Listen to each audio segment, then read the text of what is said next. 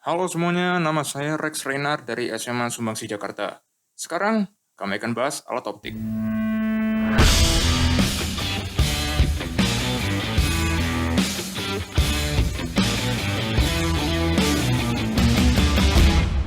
Nah, sebelum kita mulai, kita semua harus tahu apa pengertiannya alat optik atau alat-alat optik. Secara umumnya adalah alat-alat yang menggunakan lensa dan atau cermin untuk memanfaatkan sifat-sifat cahaya, yaitu dapat dipantulkan dan dapat dibiaskan. Cahaya tersebut digunakan untuk melihat. Selain dari mata kita, alat-alat optik digunakan bersamaan dengan mata kita. Bisa juga untuk membantu kita melihat ataupun membutuhkan mata kita untuk menggunakannya.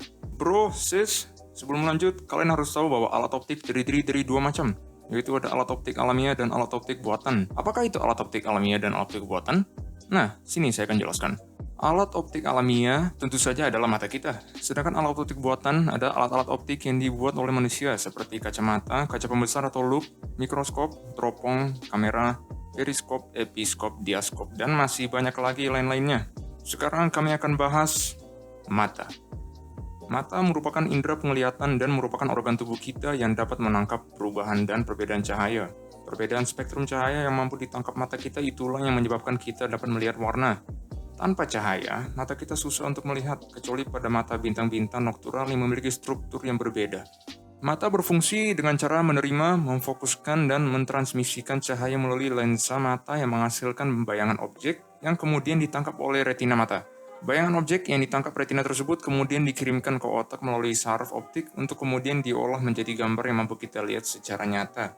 Lanjut, ada kacamata. Kacamata merupakan alat optik yang digunakan untuk membantu melihat pada orang yang memiliki cacat mata atau kelainan mata, baik itu mau rabun jauh, rabun dekat, maupun mata silindris. Kacamata terdiri dari lensa cembung atau lensa cekung, tergantung jenis cacat matanya. Frame atau kerangka yang menyangga lensa. Kacamata berfungsi dengan cara mengatur bayangan agar jatuh tepat di retina, dengan cara menjauhkan titik jatuh bayangan pada penderita rabun jauh dan mendekatkan titik jauh bayangan pada penderita rabun dekat. Jauh dekatnya bayangan terhadap lensa yang digunakan tergantung pada letak objek, jarak fokus lensa, dan kekuatan atau daya lensa. Kekuatan atau daya lensa dirumuskan dengan P sama dengan 1 per F, di mana P itu adalah kekuatan atau daya lensa, yaitu dioptri, F adalah jarak fokus lensa, yaitu meter. Titik dekat mata manusia itu adalah 25 cm, dan titik jauhnya adalah tak terhingga atau infinite. Untuk mencari jarak fokus lensa, kita bisa mendapatkannya dengan menggunakan rumus berikut, yaitu 1 per F sama dengan 1 per S ditambah 1 per S aksen, di mana S itu adalah jarak benda ke lensa, yaitu meter, S aksen adalah jarak bayangan ke lensa, yaitu meter juga. Oleh karena itulah, saat kita memeriksa matanya ke dokter mata, maka kita disuruh membaca rangkaian huruf-huruf di depan kita dengan jarak yang sudah ditentukan, sehingga dokter dapat menentukan jarak fokus lensa untuk mengetahui besarnya daya lensa yang dibutuhkan. Teman-teman, sebelum kita bahas kamera, mari kita bahas penyakit pada mata atau kelainan pada mata. Kelainan-kelainan pada mata secara umumnya ada 4, yaitu miopi, hipermetropi, presbiopi, dan astigmatisme. Yang nomor 1, miopi atau rabun jauh, yaitu tidak bisa melihat jauh. Titik dekatnya yaitu kurang dari 25 cm karena tidak bisa melihat jauh dan hanya bisa melihat jarak yang dekat. Salah satu penyebab miopi adalah bola mata yang terlalu lonjong sehingga bayangan jatuh di depan retina sehingga tampak kabur. Lanjut, hipermetropi atau rabun jauh, yaitu tidak bisa melihat jarak yang dekat, melainkan jarak yang jauh. Makanya, titik dekatnya itu adalah lebih dari 25 cm dan titik jauhnya adalah tak terhingga atau infinite. Penyebab hipermetropi itu adalah bola mata yang terlalu memipih hingga bayangan jatuh di belakang retina sehingga tampak kabur. Berikutnya adalah presbiopi. Titik dekatnya lebih dari 25 cm tetapi tidak bisa melihat dekat maupun jauh. Dan penyakit ini tuh lebih ke orang-orang yang sudah tua karena daya akomodasinya sangat lemah. Yang terakhir adalah astigmatisme, yaitu benda titik terlihat seperti garis. Dan apakah itu penyebab astigmatisme? Yaitu lensa mata yang bukan lingkaran melainkan bentuknya silinder. Dan lanjut kami akan bahas ke jenis-jenis lensa yang digunakan untuk mengatasi penyakit-penyakit atau kelainan pada mata. Yang pertama, untuk miopi, kita menggunakan lensa cekung, di mana S-aksen itu adalah negatif PR atau punctum remotum. Apakah itu punctum remotum? Punctum remotum itu adalah titik jauhnya. Dan kenapa punctum remotumnya itu adalah negatif? Karena ada di depan lensa. Berarti untuk rumusnya adalah 1 per S ditambah 1 per S aksen sama dengan 1 per F, yaitu 1 per infinite ditambah 1 per negatif PR sama dengan 1 per F. Makanya itu F sama dengan negatif PR. Lanjut ke hipermetropi. Hipermetropi ini menggunakan lensa cembung, di mana S itu adalah 25 cm dan S aksen itu adalah min PP. Apakah itu PP? PP itu adalah punctum proximum, yaitu titik dekatnya, di mana rumusnya ini jika kita masukkan adalah 1 per S ditambah 1 per S aksen sama dengan 1 per F. Nah, ingat bahwa 25 cm itu akan kita jadikan meter, karena satuannya itu harus meter. Jadi 1 per 0,25 ditambah 1 per min PP sama dengan 1 per F. 1 dibagi 0,25 berapa? 4. 4 berarti dikurang dengan 1 per PP sama dengan 1 per F. Dan untuk lensa presbiopi, yaitu gabungan miopi dan hipermetropi, yaitu dia memerlukan lensa bifokal. Untuk astigmatisme, diatasi menggunakan lensa silindris. Oke, sekarang kita lanjut ke kamera. Kamera itu merupakan alat untuk menghasilkan foto. Cara kerja kamera hampir sama dengan cara kerja mata, yakni cahaya masuk difokuskan oleh lensa dan kemudian ditangkap oleh retina yang menggunakan sensor pada kamera. Nah, gambar ini merupakan cara kerja kamera modern yang kita pakai. Terdapat sistem lensa yang terdiri lebih dari satu lensa, dan sensor yang dipakai adalah sensor digital. Oke, sekarang kita lanjut ke mikroskop. Mikroskop itu apa? Mikroskop itu merupakan alat optik yang digunakan untuk melihat objek-objek yang sangat kecil yang tidak dapat dilihat dengan mata. Cara kerja mikroskop adalah dengan memperbesar bayangan sehingga tampak lebih besar dan jelas. Mikroskop ini terdiri dari dua lensa cembung, yakni lensa okuler dan lensa objektif. Perbesaran pada mikroskop sama dengan perkalian antara pembesaran pada lensa okuler dengan pembesaran pada lensa objektif. Perbesaran total mikroskop dapat dirumuskan dengan M sama dengan MOB dikali dengan MOK, di mana MOB itu adalah perbesaran lensa objektif dan MOK itu adalah perbesaran lensa okuler. Dan untuk perbesaran lensa objektif dapat dihitung dengan rumus MOB sama dengan S aksen OB dibagi SOB, di mana S aksen OB itu adalah jarak bayangan dan SOB itu adalah jarak benda. Untuk perbesaran lensa okuler dengan pengamatan tanpa akomodasi, kita bisa menghitungnya dengan rumus MOK sama dengan SN per FOK. SN itu adalah titik dekat, yaitu 25 cm.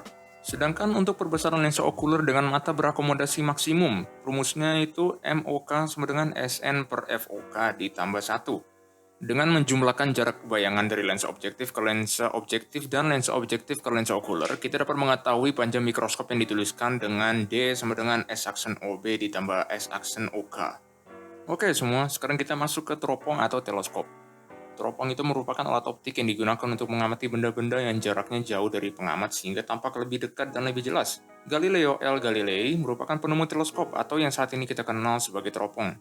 Teropong terdiri dari dua macam, teropong bintang untuk melihat benda-benda angkasa dan teropong bumi untuk mengamati benda-benda bumi yang jaraknya jauh dari pengamat.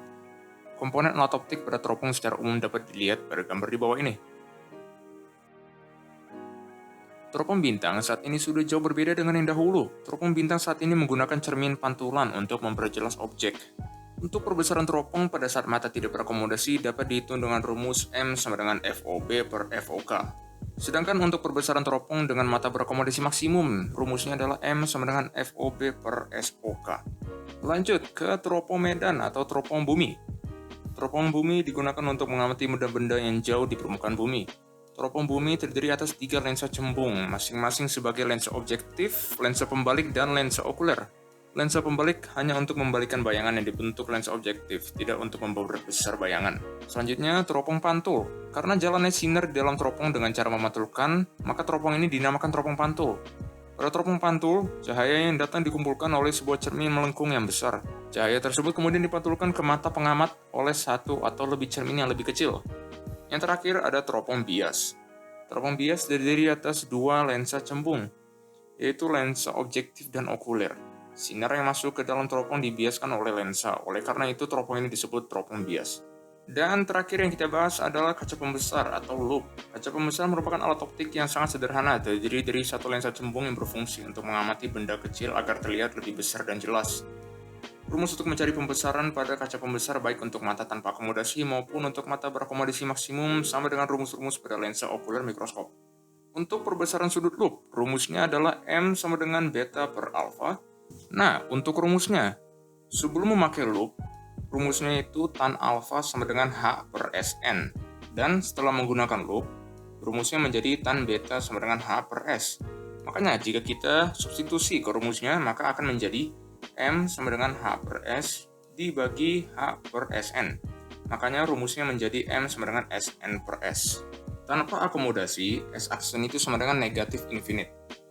Dan S sama dengan F atau fokus. Makanya, dimasukkan ke rumus M sama dengan Sn per S akan menjadi M sama dengan Sn per F. Untuk akomodasi maksimum, S aksen itu adalah negatif Sn. Dan rumusnya itu adalah 1 per S ditambah 1 per negatif Sn sama dengan 1 per F. Atau 1 per S sama dengan 1 per F ditambah S1 per Sn. Dan untuk dimasukkan ke rumus M sama dengan Sn per S akan menjadi M sama dengan Sn dikali 1 per S sama dengan Sn dikali 1 per F ditambah 1 per Sn. Makanya itu M sama dengan Sn per F ditambah 1. Nah, teman-teman, sekarang kami akan coba untuk mengerjakan contoh soal. Jadi contoh soalnya ini ada 2 nomor. Jadi saya akan ngasih pertanyaannya. Jika kalian ingin ikut mengerjakan, tolong pause videonya sebelum saya kasih jawaban, supaya kita saling mengerjakan juga.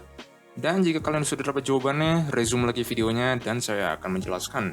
Nomor 1. Berapa pembesaran mikroskop jika lensa okulernya memiliki pembesaran 23 kali dan lensa objektifnya memiliki pembesaran 12 kali? Silakan video ini di-pause jika kalian ingin ikut mengerjakan juga. Jika kalian ingin langsung ke jawabannya, ya kita langsung akan membahas.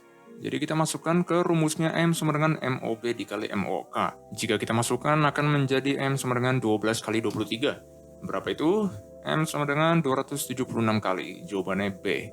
Lanjut ke contoh soal terakhir, contoh soal nomor 2. Setelah pengukuran di dokter mata, kamu menderita rabun dekat dan hanya dapat melihat dengan jelas dari jarak 60 cm, di mana normalnya adalah 25 cm. Berapa kekuatan lensa yang harus kamu pakai agar fungsi mata kembali normal? Silakan di-pause jika kalian ingin ikut mengerjakan juga, dan resume jika kalian sudah dapat jawabannya. Jika kalian ingin langsung ke jawabannya, akan saya bahas sekarang. Jadi kita masukkan rumusnya 1 per F sama dengan 1 per S ditambah 1 per S aksen. Jika kita masukkan akan menjadi 1 per F sama dengan 1 per 25 dikurang 1 per 60. Dan kenapa negatif? Karena itu menunjukkan bayangan bersifat maya di depan lensa. Oke, kita lanjut. Jadi 1 per 25 dikurang dengan 1 per 60 itu berapa? Kita akan dapat menjadi 7 per 300 sama dengan 1 per F. Jadi jika kita kali silang akan menjadi 300 sama dengan 7F. Yaitu jawabannya akan menjadi F sama dengan 42,85 cm. Tapi tunggu, yang dicari adalah meter. Kita jadikan ke meter akan menjadi 0,4285 meter. Nah, teman-teman, kami sudah menuju akhir video ini. Terima kasih telah menonton. Ini adalah penjelasan oleh saya tentang alat optik, tentang mata, lensa, mikroskop, loop, teleskop. Dan jika kalian ada pertanyaan, tolong cantumkan saja di komen. Saya akan menjawab sebisa mungkin. Terima kasih sudah menonton. Nama saya Rex Renard dari SMA Sumbangsi Jakarta. Salam sejahtera.